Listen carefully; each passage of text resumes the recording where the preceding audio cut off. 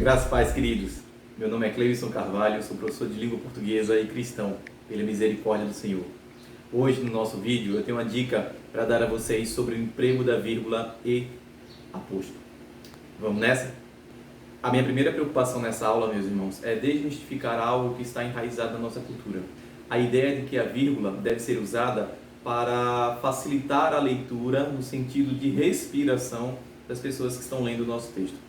Na verdade, a vírgula ela é empregada, por exemplo, para indicar a presença de um vocativo, o deslocamento de um adjunto adverbial de um ponto para outro, quando nós temos a presença de um aposto, por exemplo, e separação de termos de mesma função sintática, e assim por diante. Essa é a minha primeira preocupação, desmistificar o emprego da vírgula. Ela não é utilizada para dar tempo do leitor respirar, não é por isso. E outra coisa que eu preciso dizer a vocês também é quanto ao aposto. Professor, o que é o aposto? O aposto simplesmente é um termo que vai especificar, esclarecer, enumerar um termo que já foi citado dentro da oração. Por exemplo, vamos abrir as nossas Bíblias em 2 Pedro, capítulo 1, versículo de número 1. Assim diz a palavra do Senhor. Simão Pedro, servo e apóstolo de Jesus Cristo, aos que conosco obtiveram fé igualmente preciosa na justiça do nosso Deus e Salvador Jesus Cristo. Perceba que quando Pedro está se apresentando, e vale ressaltar que naquela época em que o Novo Testamento foi escrito, naquela época era muito comum a comunicação através de cartas, e as pessoas obviamente precisavam se identificar. Pedro sabia que dentro da igreja cristã existiam outras pessoas com o mesmo nome. Então ele pensou, eu preciso esclarecer quem eu sou. Então ele traz o termo servo e apóstolo de Jesus Cristo, que vai esclarecer qual é o Pedro.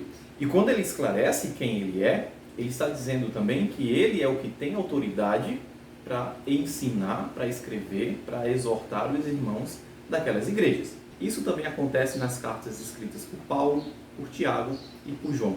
Eles não apenas escrevem os seus nomes, os seus respectivos nomes, mas também eles vão trazer um aposto para esclarecer quem é isso. Quando você traz esse aposto, você coloca vírgula. A única exceção é quando esse aposto ele é especificador, ou seja, sai de um termo genérico para um termo específico. Esse mesmo versículo que nós acabamos de ler, lá no finalzinho, nós temos um exemplo. Sai da palavra Senhor para a expressão Jesus Cristo. Neste caso, Jesus Cristo é aposto, cuidado para não confundir com apóstolo, Jesus Cristo é aposto da palavra Senhor. Neste caso, eu não utilizo vírgulas. Espero, meus irmãos, que tenha sido bastante claro. Espero que vocês tenham entendido. Que Deus nos abençoe com sabedoria, conhecimento, inteligência e discernimento. Em nome do seu Filho amado Jesus Cristo, que vive e reina e voltará para buscar a sua igreja. Amém. Nos vemos no próximo vídeo.